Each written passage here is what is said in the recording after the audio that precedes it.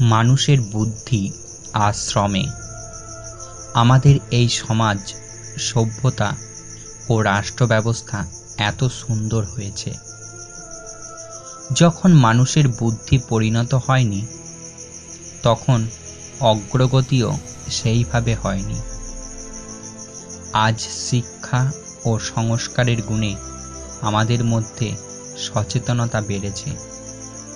তাই অন্ধবিশ্বাস, ধর্মীয় গোঁড়ামি এবং নানা প্রকার কুসংস্কার ও কুপ্রথা বিরুদ্ধে মানুষ প্রতিবাদ করেছে। বুদ্ধিজীবীদের লেখনী, পত্রপত্রিকার বিভিন্ন খবরাখবর ইত্যাদি কখনো কখনো মানুষের ভেতরে জাগরণ এনেছে। আজকে মানুষ ভাবতেই পারে না আমাদের এই সমাজে একদিন সতীদাহ, নরবলি বা গঙ্গার সাগরের সন্তান বিসর্জনের মতো কুপ্রথা ধুমধাম করে চলত। দশম শ্রেণীর ইতিহাসের দ্বিতীয় অধ্যায় অর্থাৎ সংস্কার ও বৈশিষ্ট্য ও পর্যালোচনা, এই অধ্যায়টিতে আমরা 5টা ভাগে ভাগ করে আলোচনা করব। প্রথম ভাগ 19 শতকের বাংলা সাময়িক পত্র, সংবাদপত্র ও সাহিত্যে সমাজের প্রতিফলন। দ্বিতীয় ভাগ 19 শতকের বাংলা শিক্ষা সংস্কার, বৈশিষ্ট্য ও পর্যালোচনা। তৃতীয় পাঠ 19 শতকের বাংলা সমাজ সংস্কার, বৈশিষ্ট্য ও পর্যালোচনা। চতুর্থ পাঠ 19 শতকের বাংলার ধর্ম সংস্কার, বৈশিষ্ট্য ও পর্যালোচনা। পঞ্চম পাঠ বাংলার নবজাগরণের চরিত্র ও পর্যালোচনা। 19 শতকের বাংলায় নবজাগরণের ধারণার ব্যবহার বিষয়ক বিতর্ক। এখন আমরা 19 শতকের বাংলা সাময়িক পত্র, সংবাদপত্র ও সাহিত্যে সমাজের প্রতিফলন অংশটি দেখব। 19 শতকে সমাজের প্রতিফলন সাময়িক পত্র, সংবাদপত্র ও সাহিত্যে প্রতিফলিত হয়েছিল। সাময়িক পত্র নিয়মিত ব্যবধানে প্রকাশিত হয়। বিশেষ জার্নাল কিংবা বিনোদনমূলক রচনার ক্ষেত্রে সাময়িক পত্র ম্যাগাজিন নামে পরিচিত। আর সংবাদপত্র দৈনিক সংবাদভিত্তিক সস্তা কাগজে মুদ্রিত হয়। তৎকালীন কিছু পত্রপত্রিকা হল গঙ্গাকিশোর ভট্টাচার্যের বেঙ্গল গেজেটি, মার্সম্যানের দিগদর্শন ও সমাচার দর্পণ, বঙ্কিমচন্দ্র চট্টোপাধ্যায়ের বঙ্গদর্শন, অক্ষয় কুমার দত্তের তত্ত্ববোধিনী, ব্রহ্মবান্ধব উপাধ্যায়ের স্বরাজ ছাড়াও বঙ্গদূত ইত্যাদি। ইতিহাস পর্যালোচনা করলে জানা যাবে এর মাধ্যমে সমাজের নানা দিক প্রতিফলিত হয়েছে। 19 শতকের বাংলার ছাপাখানা বিকাশের ইতিহাসে বটতলা সাহিত্যের গুরুত্ব অপরিসীম। উত্তর কলকাতার শোভাবাজার থেকে বিডন স্কোয়ার পর্যন্ত বিস্তৃত চিতপুরের রাস্তার দুদিকের অঞ্চলকে বলা হতো বটতলা।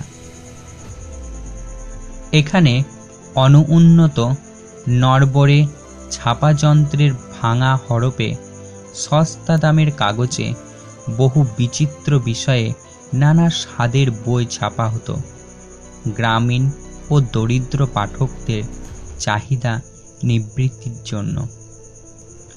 বটতলা সাহিত্যের শ্রেষ্ঠ নিদর্শন হল ভবানীচরণ বন্দ্যোপাধ্যায়ের কলকাতা কমলালয়, জয়নারায়ণ ঘোষালের করুণানিধান বিলাস, ভারতচন্দ্রের লেখা বিদ্যাসুন্দরের কাহিনী অবলম্বনে অন্নদামঙ্গল, চণ্ডীমঙ্গল, হরপার্বতী মঙ্গল, নববাবু বিলাস, প্যারীচাঁদ মিত্রের আলালের ঘরের দুলাল, যোগেন্দ্রনাথ গুপ্তের কীর্তিবিলাস, ইত্যাদি গ্রন্থ তৎকালীন সমাজের দর্পণ, কারণ সমাজের বহু দিক এখানে ধরা পড়েছে।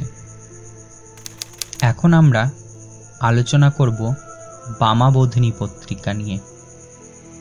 ঊনবিংশ শতকে যেসব পত্রপত্রিকা নারী জাতির বন্দনায় জনপ্রিয়তার শীর্ষে উঠেছিল তার মধ্যে বামাবোধিনী পত্রিকা অন্যতম।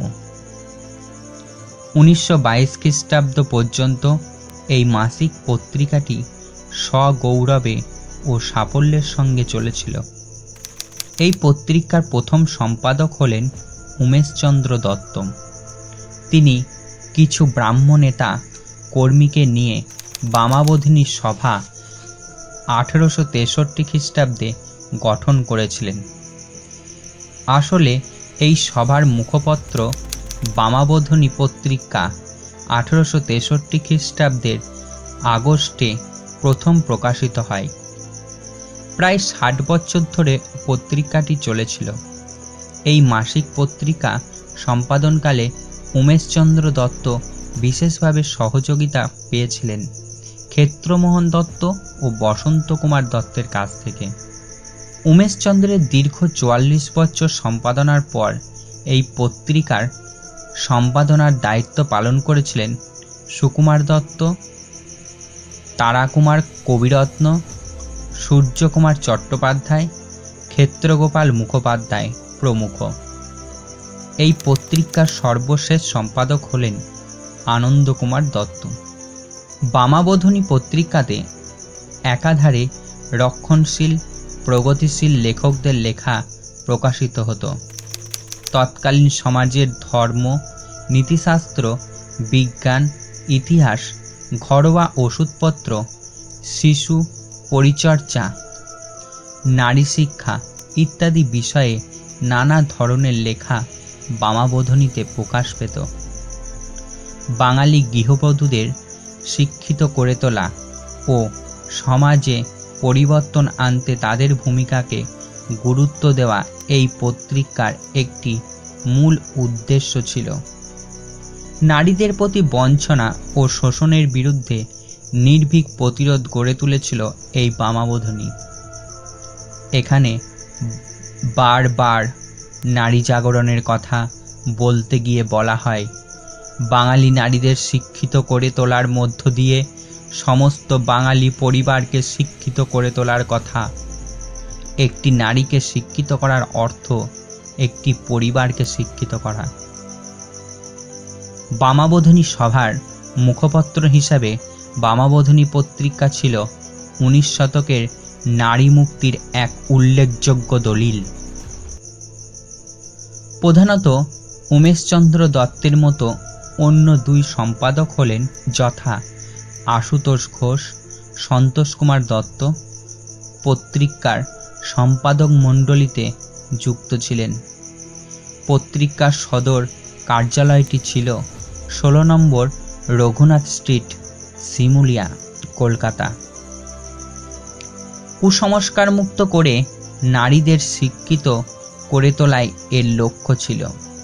তাই প্রথম সংখ্যার একেবারে শীর্ষদেশে লেখা ছিল, বামাবোধিনীতে ভাষা জ্ঞান, ভূগোল, ইতিহাস, জীবনচরিত, বিজ্ঞান, স্বাস্থ্যরক্ষা, নীতি ও ধর্ম, দেশাচার, পদ্য, গৃহচিকিৎসা, শিশুপালন, শিল্পকর্ম, গৃহকার্য ও অন্যান্য বিবরণ প্রকাশিত হইবে।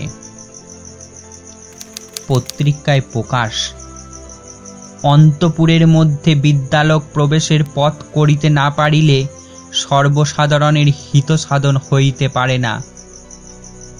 বামা অর্থাৎ নারীদের বিদ্যা শিক্ষার যেসব প্রতিবন্ধকতা পত্রিকাতে প্রতিফলিত হয়েছিল তা হল, নারীরা পড়াশোনার সময় পান না, উৎসাহ পান না ও শিক্ষকদের সাহায্য পান না। সেজন্য বামাবোধিনী পত্রিকার মূল কাজ ছিল স্ত্রীলোকদের মন থেকে ভয়, কুসংস্কার দূর করা, মনে জ্ঞানের উদয় ঘটানো, যুক্তিবাদী ও উৎকৃষ্ট মনোবৃত্তি তৈরি করা ও মনের সমস্ত দুর্বলতা দূর করা। মেয়েদের জড়তা দুরবস্থা কাটাতে বামাবোধিনীর ভূমিকা ছিল প্রশংসনীয়। এই পত্রিকার প্রভাবে 19 শতকের বাংলা বন্দিনী বামা মুক্তির যুগ হয়ে ওঠে।